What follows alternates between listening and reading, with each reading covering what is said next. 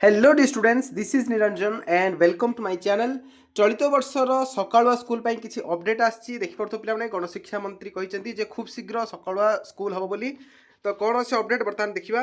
ସାରା ରାଜ୍ୟରେ ତାତି ବଢ଼ୁଛି। ଏପ୍ରିଲ 9 ହେଉଣୁ ସର୍ବୋଚ୍ଚ ତାପମାତ୍ରା 40 ଡିଗ୍ରୀ ମୁହାଁ ହୋଇଛି। ପଶ୍ଚିମ ଓଡ଼ିଶାର କେତେକ ସ୍ଥାନରେ 40 ଡିଗ୍ରୀ ଡେଇଁଗଲାଣି। ତାହାକୁ ନଜର ରଖି ରାଜ୍ୟ ସରକାର ସକାଳୁଆ ସ୍କୁଲ କରିବା ପାଇଁ ଯୋଜନା ପ୍ରସ୍ତୁତ କରିଛନ୍ତି। ଖୁବ୍ ଶୀଘ୍ର ଗଣଶିକ୍ଷା ଓ ବିପର୍ଯ୍ୟୟ ପରିଚାଳନା ବିଭାଗର ଅଧିକାରୀଙ୍କୁ ନେଇ ଏକ ଉଚ୍ଚସ୍ତରୀୟ ବୈଠକ ବସିବ, ଯେଉଁଥିରେ ଉଭୟ ବିଭାଗର ଅଧିକାରୀମାନେ ଯୋଗ ଦେଇ ଖରାର ସ୍ଥିତି ଉପରେ ବ୍ୟାପକ ଆଲୋଚନା କରିବେ। ଖରାକୁ ଦେଖି ସକାଳୁଆ ସ୍କୁଲ କେବେଠୁ ହେବ ସେହି ନେଇ ନିଷ୍ପତ୍ତି ନିଆଯିବ। ସକାଳୁଆ ସ୍କୁଲ ନେଇ ବିଦ୍ୟାଳୟ ଓ ଗଣଶିକ୍ଷା ମନ୍ତ୍ରୀ ନିତ୍ୟାନନ୍ଦ ଗଣ୍ଡ କହିଛନ୍ତି ଯେ ଖରାକୁ ନେଇ ଆମ ବିଭାଗର ବୈଠକ ହୋଇଥାଏ, ଯେଉଁଥିରେ କେବେଠାରୁ ସକାଳୁଆ ସ୍କୁଲ ହେବ ସେହି ନେଇ ଆଲୋଚନା କରାଯାଏ।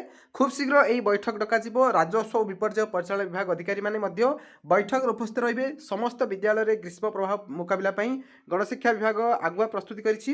ଏ ସମ୍ପର୍କରେ ନିର୍ଦ୍ଦେଶାବଳୀ ପଠାଯାଇଥିବା ମନ୍ତ୍ରୀ ଶ୍ରୀ ଗଣ୍ଡ ସୂଚନା ଦେଇଛନ୍ତି। ତ ଯାହା ଜଣାପଡ଼ୁଛି ଏପ୍ରିଲ 2 ତାରିଖରୁ ତୁମର ସକାଳ ସ୍କୁଲ ହେବାର ସମ୍ଭାବନା ଅଛି, ଯେଉଁଟାକି ପ୍ରତିବର୍ଷ ହୋଇଥାଏ। ତ ଅପଡେଟ୍ ଯାହା ବି ଆସିବ ଆମ ଚ୍ୟାନେଲ ତରଫରୁ ଆପଣମାନେ ପାଇଯିବେ। ତ ଆଶା ରଖିବା ଆମେ ଏପ୍ରିଲ 2 ତାରିଖ ଯେଉଁଟାକି ପ୍ରବେଶ ଉତ୍ସବ ହେଉଛି ତା ପରଠୁ ସକାଳ ସ୍କୁଲ ହେବାର ସମ୍ଭାବନା ଅଛି। ବଟ୍ ଏକ୍ଜାକ୍ଟ ଅପଡେଟ୍ ଖୁବ୍ ଶୀଘ୍ର ଆସିଯିବ। ତେଣୁ ଚ୍ୟାନେଲ ସହିତ ସମସ୍ତେ ଯୋଡ଼ି ହେଇଥାଅ। ଯାହା ବି ଅପଡେଟ୍ ଆସିବ ଖୁବ୍ ଶୀଘ୍ର ଆମ ଚ୍ୟାନେଲରୁ ସର୍ବପ୍ରଥମେ ଆପଣମାନେ ପାଇପାରିବେ। ତେବେ ଚାଲ ଭିଡ଼ିଓକୁ ଶେଷ କରିବା। Keep learning, keep growing. ଧନ୍ୟବାଦ।